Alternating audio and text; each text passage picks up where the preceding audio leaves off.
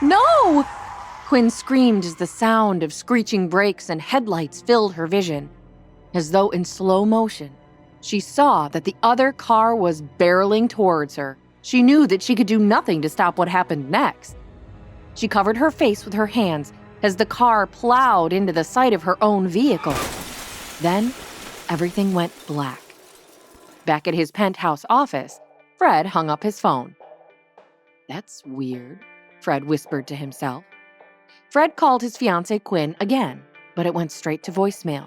Fred leaned back into his plush office chair and looked over his vast view of Central Park. His head of security, Max, stood guard by the door. As CEO of RexCorp, Fred had many enemies, and just a few weeks ago, Quinn had even been taken hostage by a disgruntled patient. After that, Fred tried his best to keep track of her and the 3 children. Fred called to Max.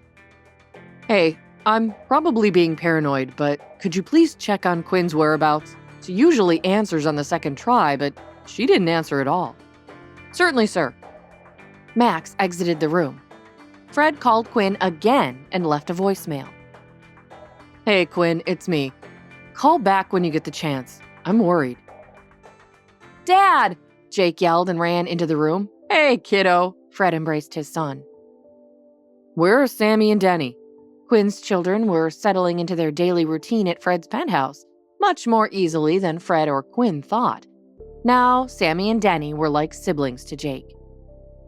"They're with Nora, baking cookies in the kitchen," Jake said. Fred breathed a sigh of relief. Jake waved a piece of paper in Fred's face. "Look at the drawing I did!" Fred took the paper and stared at colorful squiggles. "It's a masterpiece. Let's hang it up in the kitchen." Fred stood up to follow when Max rushed into the room. The grave expression on his face stopped Fred in his tracks. "Sir, there's been an accident." "What? With Quinn? Is she okay?" Max's eyes fell to the floor.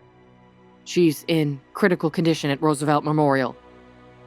Fred couldn't think. He grabbed his coat and called out, "Nora, watch the kids. I've got to get to the hospital." Nora ran into the room. "Why? What's wrong?" "It's Quinn. She's hurt."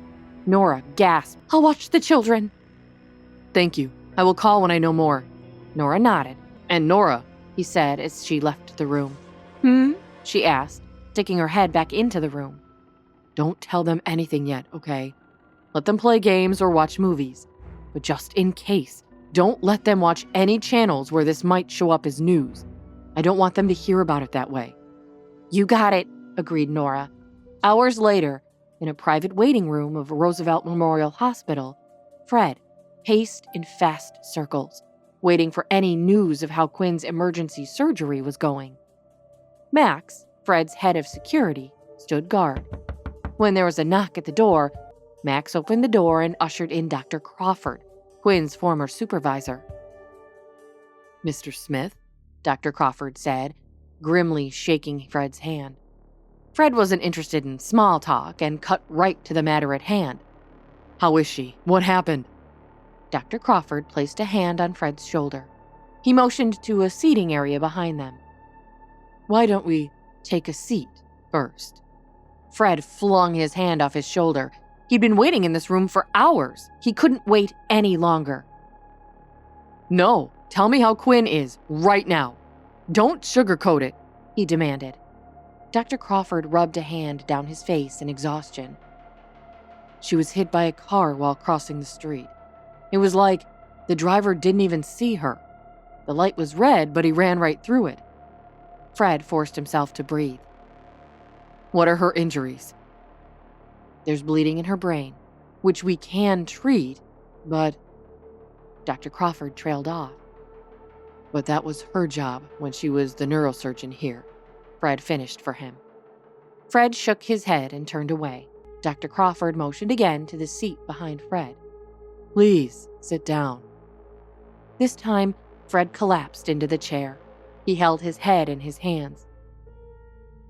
"Have you hired another specialist?" Fred asked. Dr. Crawford nodded. "We have, but they weren't supposed to start until tomorrow. They're on the way now from downtown. As soon as he arrives, we will rush Quinn into surgery." "Is the new doctor as good a neurosurgeon as Quinn?" Fred asked. Dr. Crawford stared at his feet. No one's as good as Quinn. But we are doing everything we can. And Fred, the doctor inhaled, sorry that he had to share this next bit of information. It's too early to tell how this will pan out, okay? We could get the brain bleed under control, but then there's the matter of her being in a coma. And then we worry about whether or not she wakes up. And after that, whether her memory and motor skills are intact. This is a marathon, not a sprint, okay? I understand, answered Fred. Fred leaned his head against the wall and closed his eyes. He rubbed the back of his neck. There was still a bandage there from the failed acupuncture appointment. The needle had gone in wrong, and he'd fallen on top of her. They had also almost kissed again. I can't lose her, Fred thought to himself. The children would never recover. Neither would I. Dr. Crawford's voice broke Fred out of his thoughts. These were found at the scene of the accident. He handed off a plastic bag to Fred. Her phone and other personal effects. I will let you know when I know more, but it will be a long night of waiting. I suggest you go home and rest. Dr. Crawford squeezed Fred's shoulder one last time and left the room. Quinn's phone rang in the plastic bag. Fred opened the bag to turn off the phone. The caller ID made him pause. It was Nora. Fred declined the call. When she called again, Fred answered. Nora, it's Fred. A tiny voice interrupted Fred. Is Mommy there? Fred closed his eyes and took a deep breath. Hey, Denny. She's not here right now. Where is she? Denny asked. I want to talk to my mom. She should be home for dinner.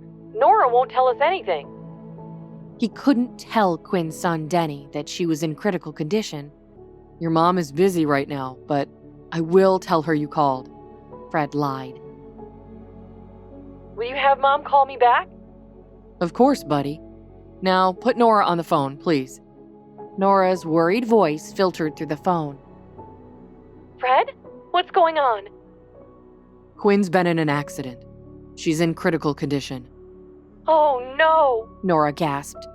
Please, please, don't tell the children yet. I want to wait and see what the doctors say. Okay, what should I say? Tell them their mom has gone on a work trip, an urgent one, back to London. She will be gone for a few days and unable to speak on the phone, Fred said. I will for now. But we can't keep the children in the dark forever, Nora argued. I know. Just for a little while. Please, Nora, Fred pleaded. I can't. His voice broke as the tears overwhelmed him. I can't lose her, Nora. Hi, Quinn here. And if you're wondering what happens next, click on the link in the description to listen to the full audio series. You can also watch the next episode here in the playlist.